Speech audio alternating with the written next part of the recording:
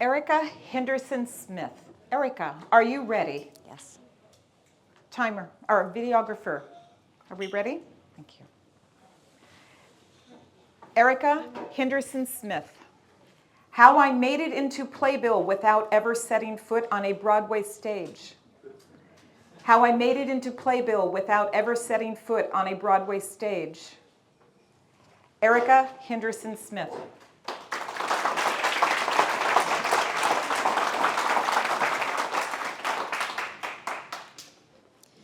Everyone has that one celebrity sighting or encounter that they trot out at parties. And the other day, I was trying to tell my son's girlfriend about my once-in-a-lifetime, life-changing celebrity encounter.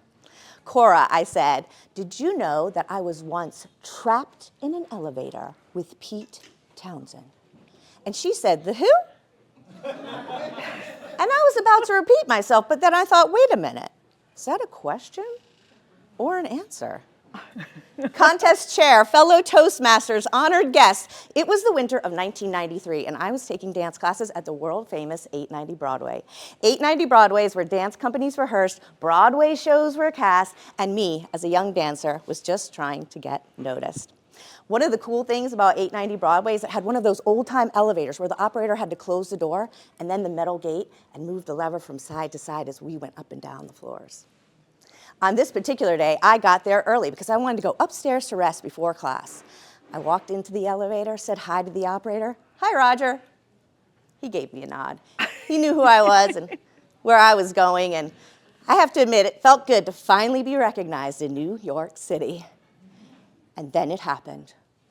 A tall man wearing a long coat and a hat stepped into the elevator and said, "Fourth floor, please."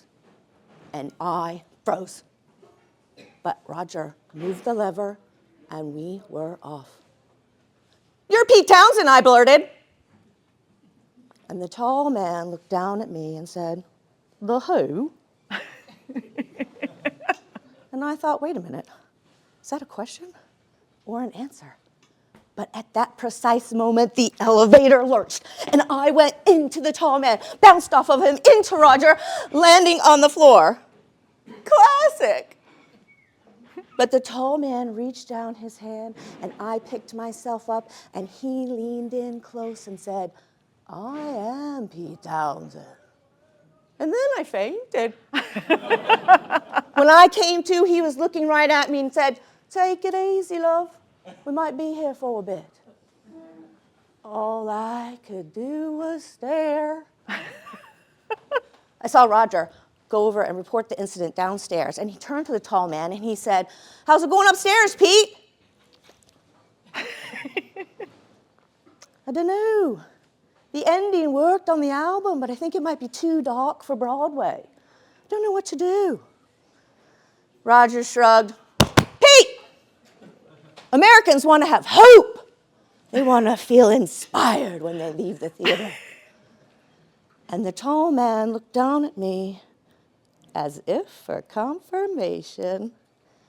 And I gave him the Hazley nod and thumbs up. Well, eventually we were rescued, and I stumbled out of that theater completely humiliated, but also thrilled.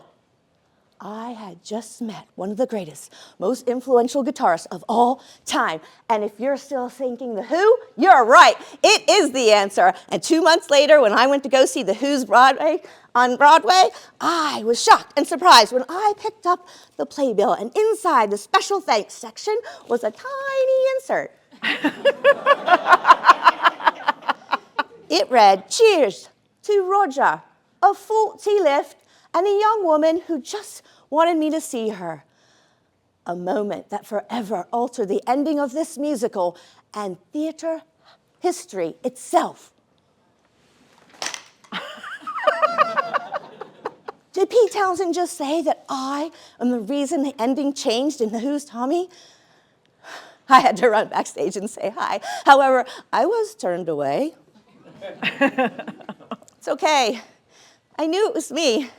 And I walked confidently out of that theater, turned the corner, and I went smack dab into the chest of a very tall man.